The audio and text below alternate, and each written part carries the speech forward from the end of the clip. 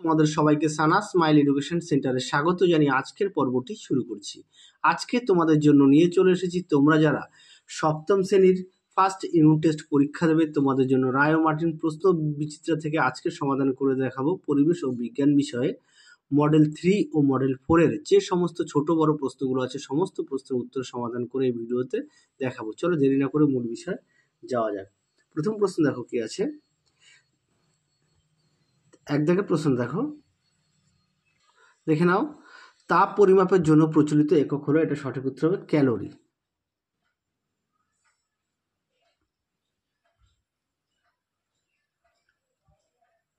Calorie. চলো পরবর্তী প্রশ্ন দেখো কি বলেছে। 3 গ্রাম বিশুদ্ধ বরফ ওই উষ্ণতা 3 গ্রাম বিশুদ্ধ জল পরিণত হতে ড্যাশ তাপ গ্রহণ করে, এটা সঠিক উত্তর হবে 240 ক্যালোরি। 240 ক্যালোরি। চলো পরবর্তী প্রশ্ন দেখো। পরবর্তী প্রশ্ন দেখো কি আছে, 2 দাগের তুতের সংকেত কি। চলো লিখে দিচ্ছি উত্তরটি দেখো, দেখে নাও প্রশ্নের উত্তরটি তুতের সংকেত। তারপরটা দেখো কি আছে, পাথর চুন ও জলের বিক্রিয়ায় ড্যাশ উৎপন্ন হয়, এটা সঠিক উত্তর হবে ক্যালসিয়াম হাইড্রোক্সাইড।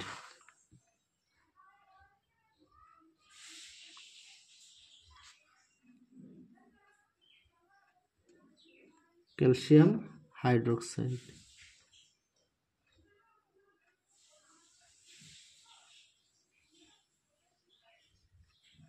Calcium hydroxide. পরবর্তী প্রশ্ন দেখো 5 দাগের কি আছে, পরমাণু নিস্তরিত কণাটি হলো, এটা সঠিক উত্তর হবে নিউট্রন।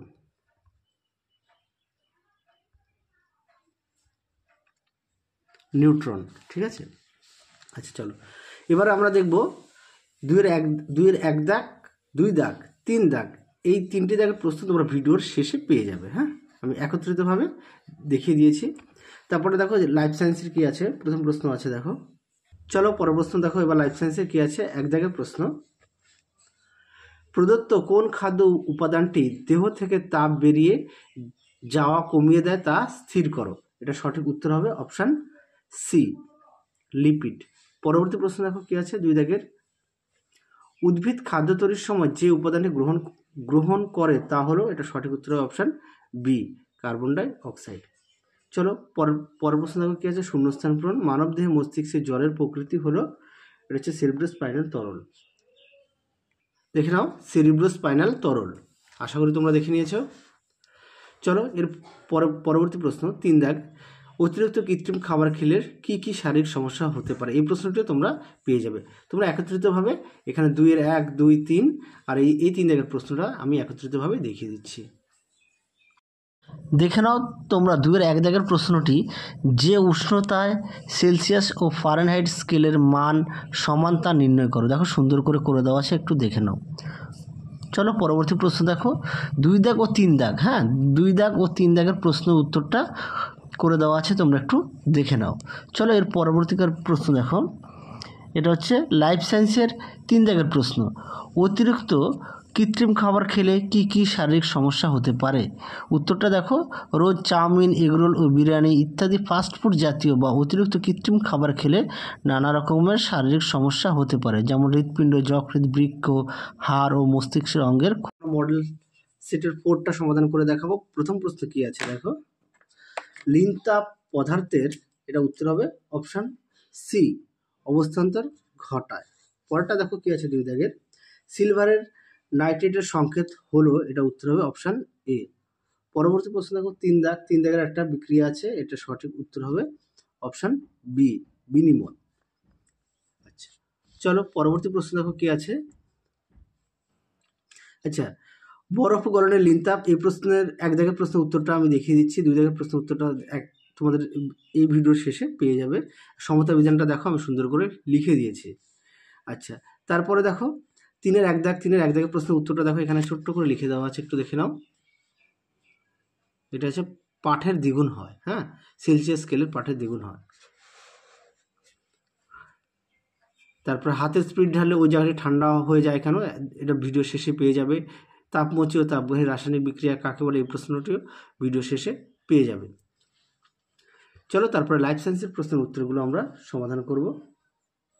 প্রথম প্রশ্ন কি আছে দেখো, এক দাগের প্রশ্ন, অঙ্কুরিত ছোলার যে ভিটামিন বেশি থাকে তা হলো, এটা সঠিক উত্তর হবে অপশান সি, ভিটামিন সি। পরবর্তী প্রশ্ন দেখো কি আছে, চোখ টেরা হয়, এটা সঠিক উত্তর হবে অপশান বি, আয়োডিনের অভাবে। পরেটা দেখো 20 এর মধ্যে কোনটা আলাদা, এর মধ্যে হবে নখ, কারণ হচ্ছে নখে থাকে ক্যারাটিন প্রোটিন, কিন্তু অস্থি, লিগামেন্ট ও টেন্ডন এই তিনটি কোলাজেন প্রোটিনে পাওয়া যায়, তার জন্য কি নখটা এদের মধ্যে 20। চলো এর পরবর্তীকালে প্রশ্ন যেগুলো আছে এই প্রশ্নগুলো তোমরা ভিডিও শেষে দেখে নাও, সমস্ত প্রশ্নের উত্তর তোমাদের দেখিয়ে দিয়েছি। চলো দেখো, চলো পরবর্তী প্রশ্ন দেখো কি আছে, 2-1 দাগের, বরফ গলনের লিন তাপ বলতে কী বোঝো? উত্তরটা দেখো, প্রমাণ চাপে 0 ডিগ্রি সেলসিয়াস উষ্ণতায় 1 গ্রাম বরফকে 80 ক্যালোরি তাপ দিলে তা সম উষ্ণতায় 1 গ্রাম জলে পরিণত হবে। চলো পরবর্তী প্রশ্ন দেখো, 2 দাগ, কোনো মৌলের ভর সংখ্যা বলতে কী বোঝায়? উত্তরটা দেখো, কোনো মৌলের পরমাণু নিউক্লিয়াসে উপস্থিতি প্রোটিন ও নিউট্রন সংখ্যার সমষ্টিকে ওই মৌলের বা পরমাণু ভর সংখ্যা বলে।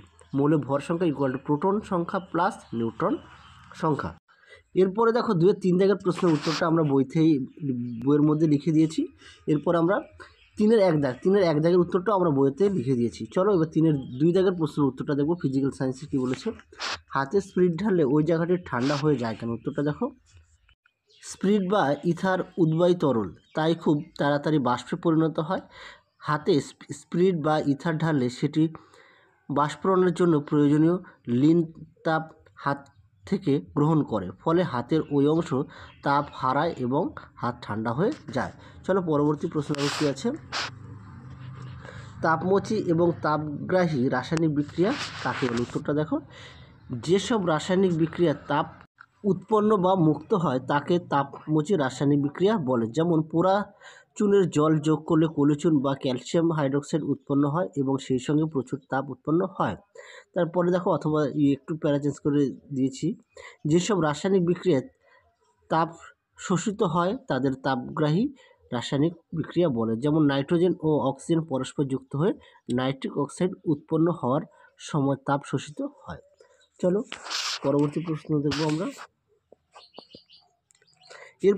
এরপরে তোমাদের দেখাবো আমরা লাইফ সায়েন্সের 3 দাগের প্রশ্ন, অনাক্রমতা কাকে বলে? চলো উত্তরটা দেখো, যে বিশেষ ক্ষমতার সাহায্যে কোনো উন্নত জীব তার দেহে প্রবেশকারী বিজাতীয় সৃষ্টিকারী জীবাণুর আক্রমণ প্রতিরোধ করে অথবা তাকে ধ্বংস করে দেহকে সুস্থ ও নিরোগ রাখে, তাকে অনাক্রমতা বলে। এই প্রশ্নটা কিন্তু খুবই গুরুত্বপূর্ণ, আর তোমরা সঙ্গে কিন্তু অবশ্যই পাঠ্য বইটা খুঁটিয়ে পড়বে।